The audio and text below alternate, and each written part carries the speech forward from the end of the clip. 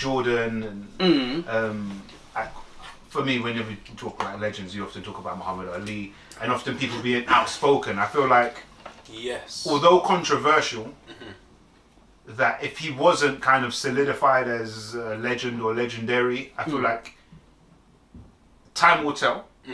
But I feel like this is the possible move to 100% solidify that. But again, time will tell. But I enjoyed it, man. I enjoyed it. He made some interesting points. Any gems that stood out for you, or? One of the one-liners, I felt like it kind of got maybe a bit lost in kind of poet sauce a little bit. But when he was like, the blacks no dogs no Irish thing, and he was like, oh, blacks are still on that list. Like, I was like, I had to will that bit still. It's kind of lyrical still. Yeah. It's kind of lyrical. What do you say? It's like dogs made it off that list. Yeah. I was like, fuck. And it's the little laugh. Like, his laugh is mad. Like, so cold. What was there for me? He, and I guess in conversation over the last few weeks in different WhatsApp groups, people have been saying, is it all a plan and blah blah blah, or is he just mad? But I guess cousin Matt suggested that this is like part of a wider plan to unveil or reveal the powers that be. Sacrificial lamb. Yeah, He made himself so a it's sacrificial almost lamb. martyrdom. But he said, I've done this and I've shown you exactly what I'm talking about. Like the response is exactly what I was alluding to. He said something, and someone posted a clip. He said, "There's only so long that you can pull the water over someone's eyes before they like wake up and be like, rot. They're pulling the water over like man's eyes." And I think that's the angle that he's trying to show us. Is that we all think it's. I'll use, let's say, Stormzy as the example because he mentioned it. We all think, or as an artist anyway, we all think the artist is in control and the artist does this and the artist says I want to go here. But they can, I guess, start that conversation, but it's ultimately the powers that be say, no, you're not going there, you're going to go here, or you're going to make that song, you're going to feature with this artist. And he's making I think if people knew it, there's someone inside that's willing to, or that was inside that's willing to come out and say, yeah, this is actually happening. Yeah, because that's when he was talking about back in the day, one man would get signed a year. Yes. Yeah. You had to just pick. That was a decent little. And when he said that, I tried to think back, and I don't know how far he was talking, but I tried to think back to the time where not a big thing, but man, like when you heard an artist, you came out and said, that was a big thing. Exactly. Man would be like, oh, like Tiny got signed, or my man got signed, or Dizzy Kano, like these men are signed, and it was always to like big like US record labels that we all heard from other hip hop tunes or whatever. But it was always like, alright, one man got signed, cool, and then another man got signed, and then cool, and then another man got signed. So yeah, when he said that, I kind of like switched on, and I was like, oh, I kind of remember the time-ish that he was talking about. That was an actual thing. It's true. Yeah, it's not a lie. So yeah, that again, another point that made me think, all right, he's not just spewing out nonsense. This is actually based in like evidence, almost. Yeah, because really, like, man were all in, a lot of man were all in the same class, innit? And level of spitting as well. Yeah. As like, we'll choose you. We'll go with you, but the rest of you, like, stay there. We're gonna come back. We might come back. We might come back. Yeah, that was mad. Yeah, if we would have had like podcasts back then, X being signed would have been a topic. It was a big thing. I remember it happened. Convo was like, oh, he's finally signed. He's a multi-millionaire now. That's the idea, isn't it? He's gone clear. And your smartphone will be like, well, the deal's worth $1 million. He's gonna go live in Hollywood. It's mad. It's mad. Do we think there's any kind of way back? Do you think yesterday would have done him any favours in terms of his profile, or do we still think that what's done is done? He's a man of the past. I said at the time that I think he's gonna be cool. I still think that, like, I think it depends what you define cool as, so to speak. But I think this speaks to what we were saying about new media. Yes. It'll be interesting. I don't feel like he said anything mad controversial on this one. But if that, like, let's say that video got demonetized or that got taken down, then it would be like, then maybe go on. Oh, something that was interesting. He was talking about fake tweets. Yes. Yeah. And even Poet was like, "Oh, raw, like." He never even. Yeah. So there was where he apparently denied the Holocaust. Yes. And there's kind of another thing that is. Some of them, we spoke about that in the group. Yeah. Whereby I think it talks about Jewish slave owners, 75%. It's like some stat.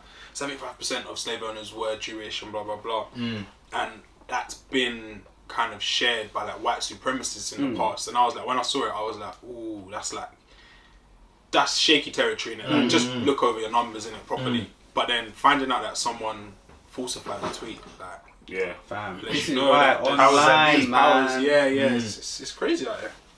Yeah, online. It's Like, dangerous, man. it's like back in the day where rappers would do like an interview or something like that in a magazine and something mad would come out, but they didn't even say that. Now it's just like online, someone post something fake and Some guy needs So to simple. just do it. everyone believes it. And which is why it's good that people have the opportunity to say clear it. the air and say Yeah. this is That weren't me. what it is. My personal thoughts are, I think yesterday would have done him some good. I think it would have if you haven't already blacklisted him. But yeah, it could have. But at the same time, I think anyone who's listening to that is already leaning towards perhaps why this. Or point you're of view open-minded, anyway. You're still open. I think the thing with Wiley, I think to answer the question, I think yesterday or whenever they did the interview would have done him favours. But at the same time, I think Wiley has the same or suffers the same issue that I think Kanye suffers, is that even if they say something that's intellectual and they actually have a point, it gets brushed over because of probably how they deliver The it. way the man, Right, so They're eccentrics. so had Wiley not been Wiley and said the exact same things, but in a like calm, chilled, like Didn't just do his life at the getting end. his point, so like a relaxed interview almost.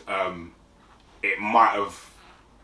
I feel like it might have landed different with other people who would probably sit outside of the culture. We understand Wiley and we get him, so whatever he says is what he says, and we just know how he is. And I think Kanye suffers the same thing at times. But aside from that, I think this interview could have only done him some good, because he's been allowed to clear his points up and kind of make further points to back up what he was saying. And I guess not a gem, but something that he said again that stuck out was the whole Drake thing. And he mentioned Drake is like the perfect example of like the powers that be just saying like, you're the guy, Black Jew, like you're like you're our He's like, you're that our, building. Even if it's listed. you're our champion. Like you're gonna take every belt from every weight class, even though you can't compete in that weight class, and we're gonna allow you to do so. And then when he said that, again, it's almost you think about it, but you don't really take it in. But then when he said it, you kind of think he's actually got a very, very good point. Like Drake is. It's hard to argue with. Yeah, I can't say that's the only reason Drake's. No. Yes, He said this in the group, You gotta give him credit. Yeah, Drake does his thing in it, regardless. But I guess in terms of marketing wise, he is almost the perfect being, not the only, but in music to market. Black guy gets the culture, all of that, and half Jewish as well, so he gets the push and the help from the powers that be. He is the black champion. And I think with Wiley's like experience and age, he's seen a lot of things. So the insight that he was dropping, and it's just like one or two little things he's dropping in, and you're just like raw, like you know so much. Mm-hmm. And I guess you've still got so much to say. He's been around the block, innit? Yeah, he's seen it all. I saw yesterday rumours that he's dropping a podcast with Lee Brasco. Oh, is it? I see Lee Brasco. Someone retweeted what his own podcast. Yes. Yeah, they kind of hinted at like there's going to be more Wiley at some point. I can't remember whereabouts in the interview it was, but it was like there's more kind of to come. That'll be good. I'm here for that. Yeah. I'm interested to hear from like, regardless of Wiley's say stardom or whatever, just in like an industry vet, like And Wiley doesn't seem to be a man who bites his tongue or whatever. So I think there's going to be you're just going to be stories, so much information. Yeah. Like, and I think from our culture, whatever word you choose to use, you don't really get the insight. It's a little bit like how I see like football. Yes. Yeah, I know where you're going. Football's always been like a secretive society. Like even like, let's say post-match interviews. Media training. Yeah, media train. Like if a man's done something like shit, like they won't say it, be like, oh, it's like it was the team. When everyone can't even say everyone performed out. Yeah, everyone's watched the game and everyone knows who's I made dragged that. the team up. Yeah. But I guess where you flip it to like, I guess we'll go to the American side. It's like the NBA, the NFL, even like hip hop. It's just a bit more. You get mad insight and know like Mike will tell you stories from Suge and all them man, just because the information is just out there. Whereas like I guess football and like grime, it's a little bit more guarded and man don't really speak out. If you're in, you're in. If you're in, then you know. If you don't really know, if you know someone that knows someone, then you might know. So yeah, like something like a podcast or more interviews. I'm all here for it. Yeah, 100%. I think it'll be a good platform as long as it's like,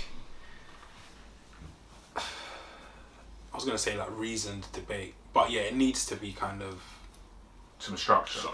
Some structured thought and layered away, because I guess it could be some of the more rantier stuff, which sometimes I tune out of. But yeah, if it's on the same kind of vibe as that interview, then I'm more than happy to hear what he's got to say.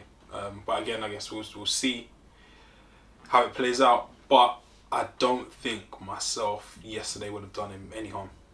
No. Yeah, we would have seen it already online and yeah.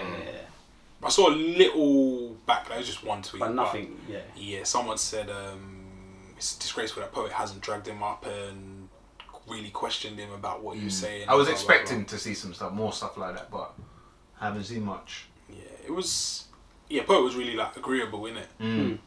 Didn't really, but then it was funny. I liked the disclaimer at the start. Yes, yeah, that was necessary. I mean, he's protecting his own bag. It's exactly what we said the episode before, a couple episodes ago. It's I understand what Wiley's saying, but the fellas do not.